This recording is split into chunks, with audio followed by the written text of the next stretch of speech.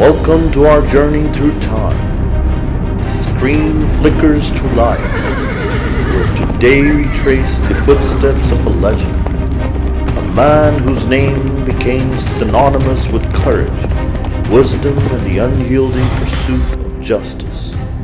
Stay tuned as we unravel the story of Salahuddin, from his humble beginnings in Tikrit to his ascent as the liberator of Jerusalem.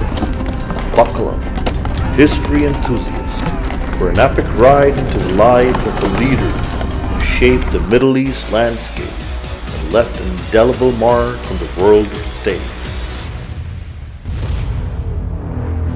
Hit that subscribe button and let's delve into the past, a time where one man's vision soared beyond the clashing swords and whispered promises of peace. Salahuddin's early life was spent in the court of Nur-ud-Din Zangi, who was a leading figure in the Muslim resistance against the Crusaders. As a young man, Salahuddin learned the art of war and governance, and these skills were put to the test when he accompanied his uncle Selahuddin on campaigns to Egypt to support the Fatimid regime against the Crusades. Upon his uncle's death, Salahuddin's strategic prowess and leaderships were recognized. He was appointed the Vizier of Egypt. His consolidation of power was a delicate balance of diplomacy and military might, eventually establishing the Ayyub dynasty. Salahuddin's military campaigns are not what he is most famous for, particularly his efforts to recapture Jerusalem. His leadership in the battle, including the iconic Battle of Châtillon, demonstrated his tactical genius. The fall of Jerusalem to Salahuddin in 1187 was a turning point in the Crusades and a significant moment in Islamic history. It is estimated that Salahuddin had tens of thousands of soldiers under his command, though historical accounts vary. The siege of Jerusalem was relatively quick, with the city surrendering after less than 2 weeks. The story of Salahuddin's chivalry comes to the forefront in the aftermath of Jerusalem's capture. Unlike the Crusaders, massacred the city's Muslim and Jewish inhabitants upon their conquest in 1099. Salahuddin allowed Christians to depart with their lives and possessions, even providing them with escorts and protections. This act of mercy is one of the most celebrated aspects of his legacy. Salahuddin's sense of justice was epitomized in his dealing with Raynald of Châtillon, who had attacked a Muslim cavalry and made derogatory remarks about Prophet Muhammad, peace be upon him. Following the decisive victory at Hattin, Salahuddin executed Raynald, a moment which is emblematic of his adherence to the principle and his personal involvement in the administrative of justice. After his military conquest, Salahuddin focused on governance, building an empire that was not only strong in military terms, but also culturally and scientifically advanced. He founded schools, colleges, and hospitals, and his reign saw cultural resistance in the Middle East. Before Salahuddin could think of recapturing Jerusalem, he recognized the need to unify Muslim lands under a single banner. The Islamic world was fragmented. Different leaders and factions were often at odds with one another.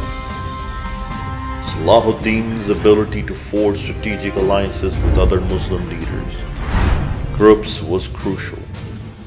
He secured the support of key figures and brought together Syria and Egypt, creating the powerful Muslim front. This unification was a strategic masterpiece, as it enabled Salahuddin to rally a large cohesive force against the Crusader states. The liberation of Jerusalem was not only a military victory but also a diplomatic achievement. Salahuddin's negotiation with Balian of Ibelin, who led the defense of the city, resulted in the peaceful surrender of Jerusalem. Salahuddin's terms were lenient and merciful, which won him admiration from both Muslims and Christians. He could have taken the city by storm, but chose the path of diplomacy, minimizing the loss of life and preserving the sanctity of the holy city. The Crusaders were a series of religious wars with profound and lasting impacts on Christian and Muslim relations. Salahuddin's place in his complex history is unique. He emerged as a unifying figure who could challenge the Crusader states effectively. He succeeded in battle, and his chivalrous behavior left an indelible mark on how the Crusades were viewed. In the Muslim world, he became the embodiment of the ideal Muslim leader, courageous in battle, wise in governance, and just in victory. Following the capture of Jerusalem, Salahuddin faced new challenges, one of which was the siege of Acre, the city, a crucial point, had immense strategic value and became the focal point of a protracted battle between Salahuddin forces and the Crusaders. During this time, Salahuddin exhibited not only military resilience but also diplomatic acumen, engaging in a negotiation and prisoner exchange. His handling of the siege demonstrated his commitment to Islamic principle and his respect for his adversaries, offering honorable terms and often releasing prisoners out of compassion. Salahuddin was a patron of education and a proponent of religious tolerance. He understood the value of knowledge and the need for scholarly pursuit in the Islamic tradition. Under his reign, educational institutions flourished, producing scholars, scientists, and theologians. Despite his fervor for Islam, he's also noted for his tolerance towards other faiths. Christians and Jews in his Rome were allowed to practice their religions, and he even employed Christian and Jewish officials in his administration. Salahuddin's character was marked by a sense of humility and service. Unlike many rulers of his time, he shunned ostentation and led a relatively austere personal life. He was often seen wearing simple clothes, and despite his wealth and power, he was accessible to his people. This humility endeared him to the common folk and nobility alike. Salahuddin was also an astute economic manager. He recognized that a strong economy was vital to sustaining a large empire and its army. To this end, he implemented tax reforms and took steps to encourage trade and agriculture productivity. He also invested in infrastructure, improving irrigation systems, and construction fortresses, bridges, and caravans to support both the military and commerce. One of the most fascinating aspects of Salahuddin's legacy is his relationship with the adversary, Richard I of England, known as Richard the Lionheart. The two never met face to face, but they shared mutual respect. Their chivalric conduct towards one another, despite being on opposite sides of the conflict, has been romanticized in history and literature. The accounts of their interactions, whether in battle or through emissaries, speak to accomplished relationships that oscillated between rivalry and respect. Salahuddin's death marked the end of an era. His passing led to questions about his succession, as he left behind a vast empire, no clear plan for his governance. This would lead to internal dispute among his descendants and eventually the fragmentation of his empire, which he worked so hard to build. Yet in even his death, Salahuddin's legend grew and his burial site in Damascus became the place of reverence. Salahuddin's figure has transcended historical texts and has become a part of popular culture. He appears in novels, films, and other media, often depicted as the quintessential knight-errant, embodying the virtues of honor, bravery, and wisdom.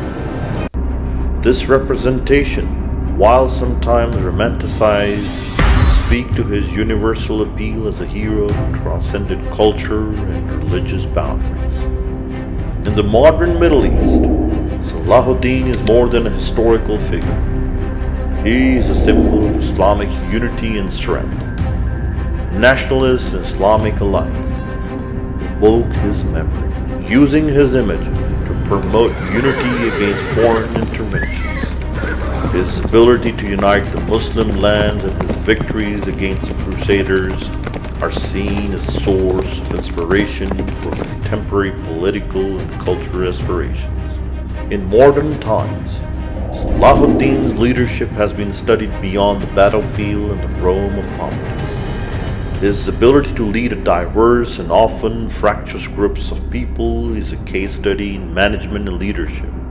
His tactics in battlefields are analyzed in military academies around the world, and his statesmanship is a model for those who seek to understand the balance between power and responsibility. In the end, Salahuddin's story is not merely one of a Muslim hero or a formidable Kurd. It is a universal saga of human dignity and moral triumph that resonates with the soul's yearning for a world where compassion outweighs conquest and understanding bridges that divide.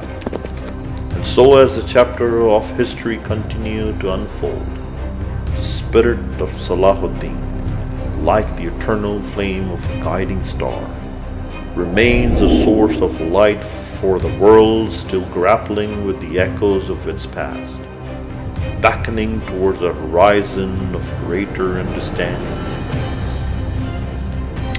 If you like my content, please do subscribe, like, and please do put your comments. Thank you.